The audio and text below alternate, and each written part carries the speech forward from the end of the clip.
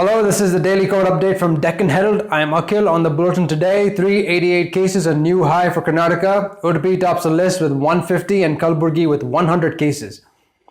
Also in the bulletin, the Kannada teleserial industry grapples with restrictions as it prepares to resume work.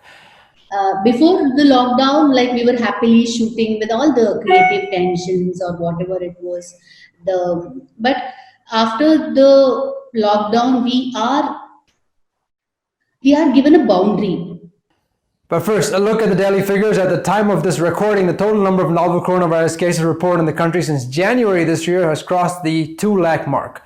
Nearly half of these are active carriers of the virus, and over 99,000 people have been discharged so far. Even as the number of cases and fatalities continue to rise, the Indian Health Ministry has said that India is still a while away from the peak of the Covid-19 spread. Meanwhile, on Monday, Moody's Investor Service downgraded India to the lowest investment grade level, a notch above junk level, largely because the country faces a prolonged period of slower growth relative to its potential and rising debt levels. The Indian economy was already in the middle of an economic slowdown while the lockdown was announced, with the worst yet to come. Prime Minister Narendra Modi asserted today that structural reforms will be undertaken to change the course of the country. Assuring Indian businesses of his support, he asked them to make India self-reliant.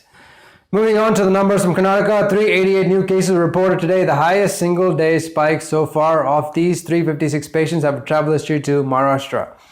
147 of Udupi's 150 cases are in all 100 new cases from Kalaburgi have recently returned from Mumbai.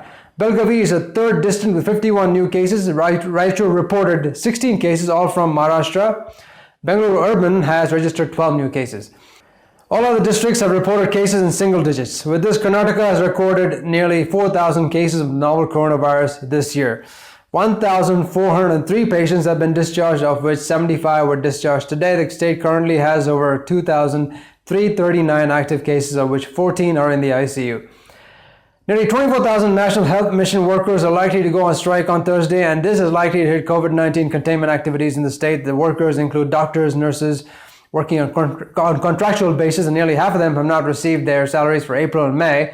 The government had promised to establish a committee to look into the grievances, but it hasn't passed an order for its formation. The health workers, including those working in COVID-19 wards of taluk hospitals and primary health centers.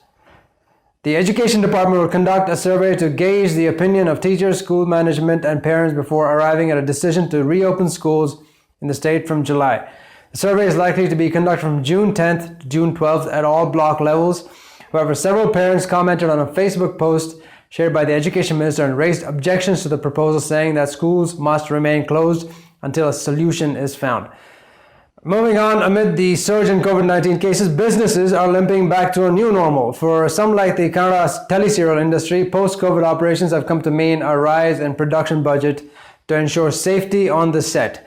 As most producers brace for bulging overhead costs, my colleague Hita Prakash spoke to Swapna, Krishna, director and producer of well-known Kannada soap opera shows such as Ganga, Lakshmi and Subbalakshmi, Samsara, to find out what they're up against. First of all, thank you so much for joining us and for your time. Thank you so much. So to start off with, how was life before lockdown for a TV serial producer, and how do you think it has changed right now? Life before lockdown was, yes, stressful, tensed, but there was happiness. But life after lockdown is more stressful, full of tensions, and there's a lot of fear. Before the lockdown, like we were happily shooting with all the creative tensions or whatever it was. But after the lockdown, we are given a boundary, and we are supposed to be inside the boundary and give so much of requirements which we used to do pre-lockdown. So we are supposed to address the same thing in the lockdown, just to maintain the quality of the show. So yes, it is completely changed. So what about the business model, ma'am? How was it before and how is it right now? Yes, as a producer, I would want to say that I act as a middle person for a channel. Channel gives us XYZ amount for an episodic cost.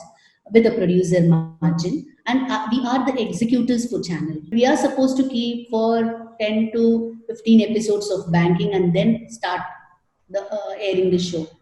So when this lockdown happened, and when we are back from lockdown, a few shows are like given that they have scrapped the whole content. 10 to 15 episodes would be, I think, in my per se, almost from 8 to 12 lakhs.